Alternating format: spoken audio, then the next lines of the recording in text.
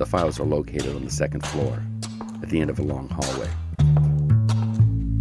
The fluorescent lights above flicker on and off. Open the door on the right. In the bottom drawer of a file cabinet,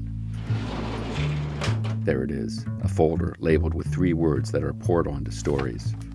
Stories of history, stories of people, stories of death. I'm Luke Poling, and this is Famous Last Words.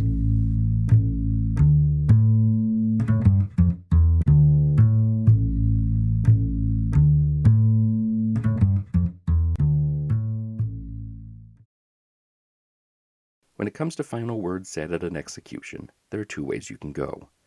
1, you can be repentant, asking for forgiveness from those about to kill you, hoping that their better angels will prevail. Or you can be defiant to the end, defending what you did and apologizing for nothing. This is the path that Sally Basset chose. Almost all of Sally Basset's early life is unknown, and all that we do know comes through the lines of ownership, which is a pretty repugnant way to keep track of a human being. So while we don't know where or when she was born or who her ancestors were, we do know that in the late 1720s, she was on the island of Bermuda.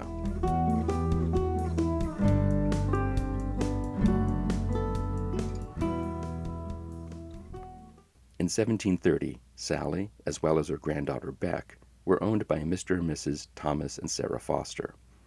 The Fosters also owned one other slave named Nancy. Beck worked in the kitchen, Nancy was the house slave, and Sally was just kind of kept around on the perimeter. Given her age, she was considered pretty worthless, so the Fosters couldn't sell her. They were just kind of stuck with her. This was at a time when a lot of the slave owners on Bermuda were telling stories about being poisoned by their employees. By the human beings that they considered their property.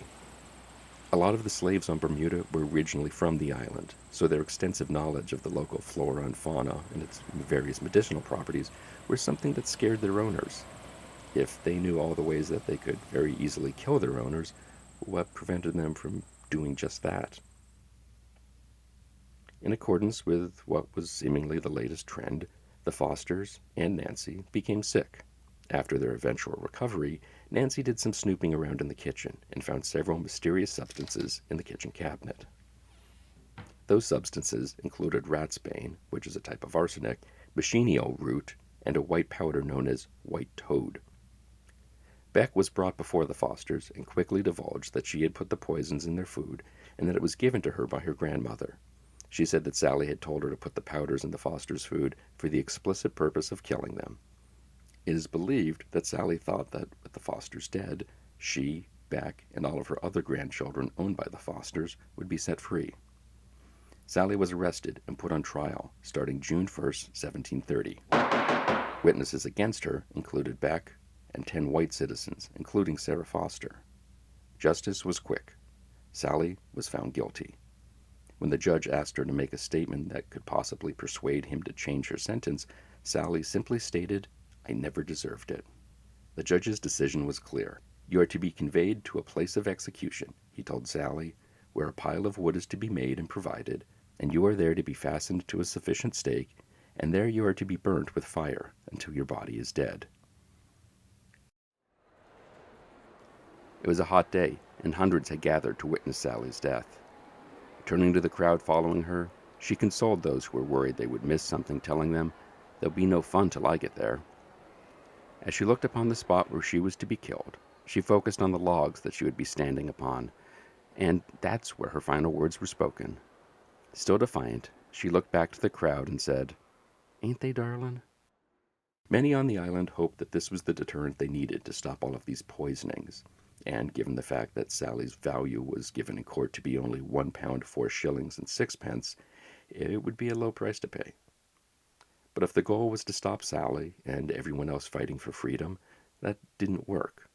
And if the idea was to rid the earth of anything to do with Sally Basset, well, they didn't do that either. Because of the heat of the day and the fire that killed her, incredibly hot days in Bermuda are still referred to by the locals as Sally Basset days. Legend also says that while sifting through the ashes after the fire, A small purple iris was found, in full bloom. The flower is now the national flower and is called the Bermudiana.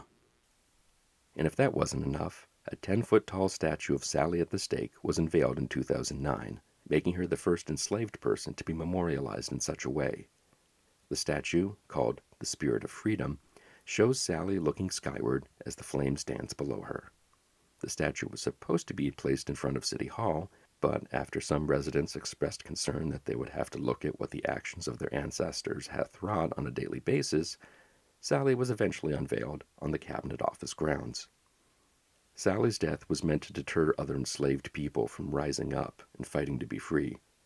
Instead, Sally became a symbol for enslaved persons, defiant to the last, a symbol of the ongoing struggle for freedom. The legend of Sally Basset lives on.